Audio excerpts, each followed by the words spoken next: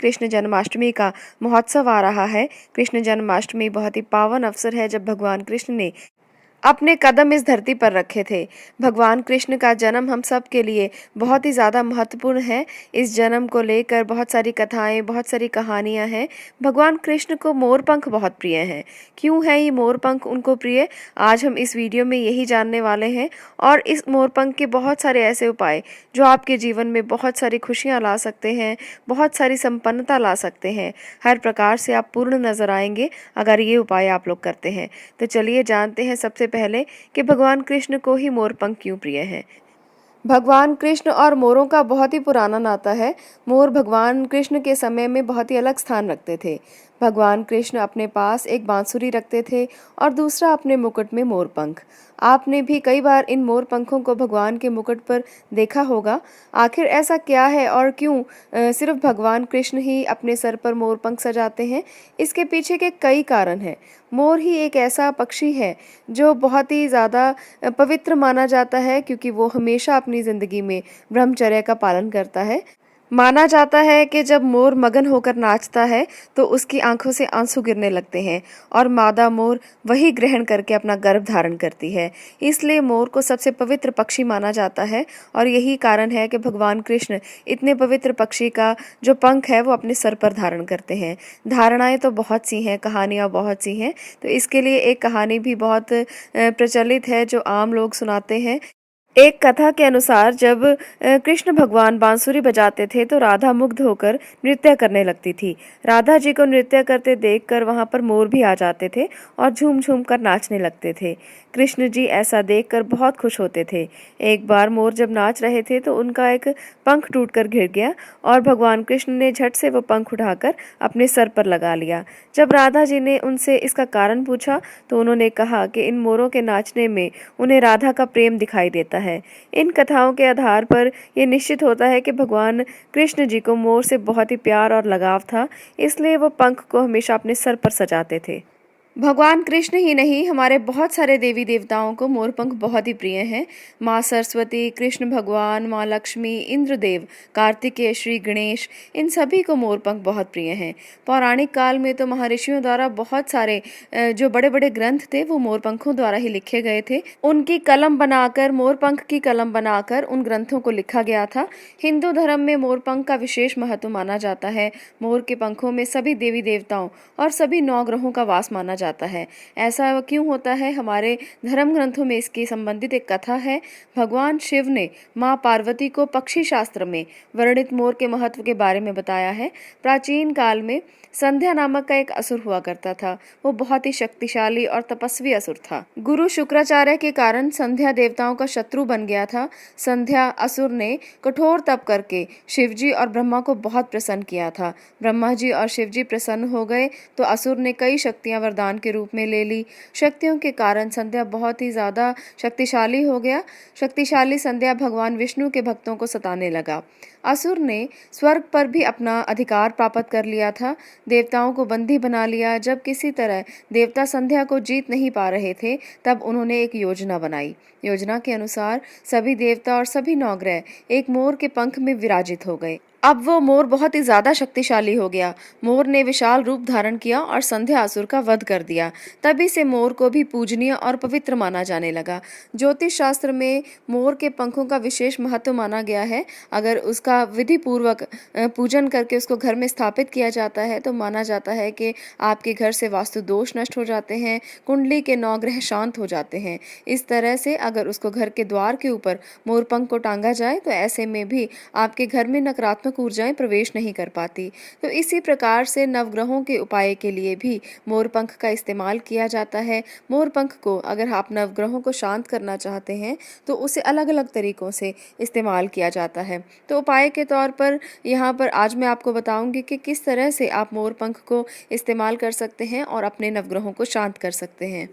तो चलिए सबसे पहले बात करते हैं कि अगर किसी भी व्यक्ति को नकारात्मक ऊर्जाओं ने घेरा हुआ है, अगर आपको ऐसा महसूस होता है कि कोई बुरी नज़र, कोई बुरा साया इस व्यक्ति के ऊपर है, तो उस व्यक्ति के लिए मोरपंख बहुत ही ज़्यादा अच्छे से काम करता है। ऐसे में आपने क्या करना है, जन्माष्टमी के दिन आप उस व्यक्ति को मंदिर में ले जाएं और इसके साथ ले जाएं 21 मोरपंख। 21 मोरपंख आप एक पंखे के रूप में बना लें, जैसे आप एक दूसरे के साथ उन मोरपंखों को बांध लें। आपने कभी देखा होगा कि मंदिर में जब जाएं, कहीं भी जाएं, तो झाड़ा करते हैं कुछ लोग, तो ये झाड़े के स्वरूप में भी इसका इस्तेमाल किया जाता है। वहाँ पर जाकर आप भगवान कृष्ण के मंत्र का जाप करें। ओम नमो भगवते वासुदेवाय नमः का पाठ भी किया जा सकता है। ये मंत्र जो है काफ़ी प्रभावशाली है। इस मंत्र को आप 11 बार 21 बार पढ़ें और उसके बाद जो भी आपके साथ व्यक्ति है जिस पर नकारात्मक ऊर्जा का साया है, उस पर इस मोरपंख से आप 21 बार झाड़ा कर दें। अगर आप ऐसा करते हैं तो देखेंगे कि जल्दी ही उस व्यक्ति से नकारात्मक ऊर्जाओं का प्रभाव जो है वो कम होता चला जाता है। धीरे धीरे वो बिल्कुल व्यक्ति जो है वो बिल्कुल इस नकारात्मक ऊर्जाओं की शक्तियों से बाहर आ जाएगा। ये उपाय बहुत ही कारगर है, आप इसे करके देखें, आप लोगों को बहुत ही अच्छा महसूस होगा। ऐसा लगेगा जैसे किसी ने आपके शरीर से बहुत सारा भार उतार दिया हो। अब हम बात करते हैं यहाँ पर अगले उपाय की। अगला जो उपाय है वो उन लोगों के लिए है जो अपने दुश्मनों से बहुत ज़्यादा परेशान रहते हैं, जिनके बहुत सारे दुश्मन हैं। हर व्यक्ति उनके पीछे उनकी बातें करता है, हर व्यक्ति उनको परेशान करता है।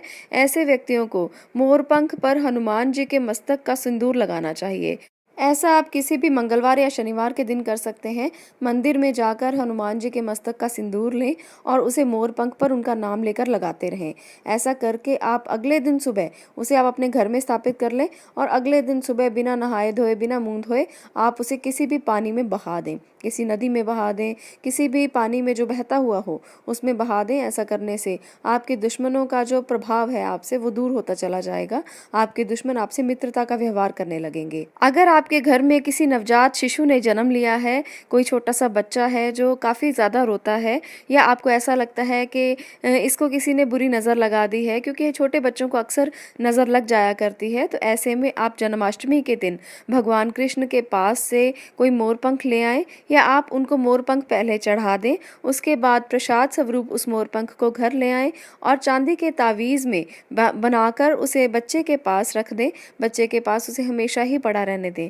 ऐसा अगर आप करेंगे तो बच्चे के पास कभी भी नकारात्मक ऊर्जा प्रवेश नहीं कर पाएगी, बच्चे को कभी नज़र नहीं लगेगी, बच्चा हमेशा हंसता और खेलता रहेगा।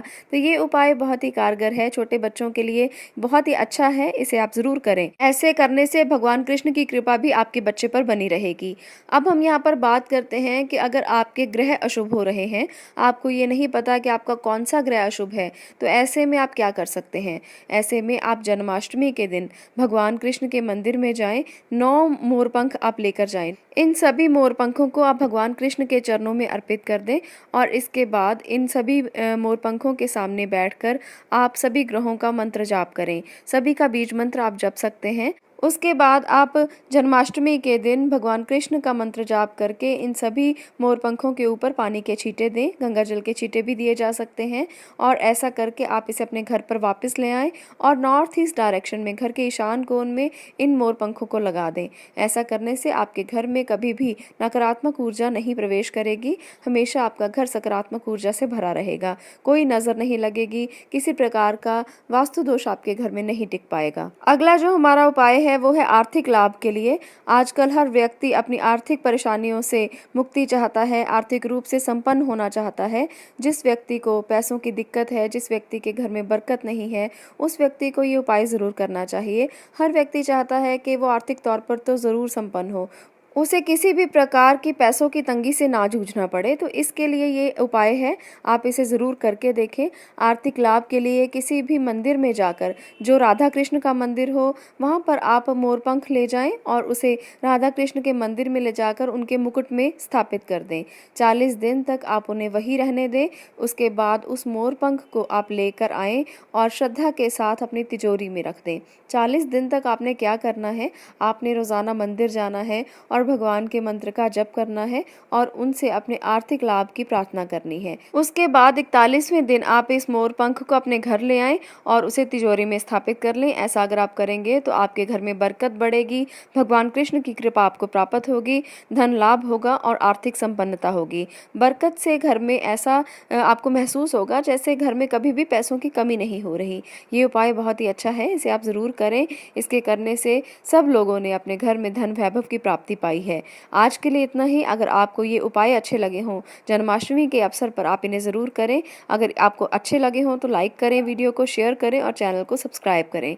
आपका बहुत बहुत धन्यवाद। जन्माष्टमी की आप लोगों को बहुत बहुत बधाई।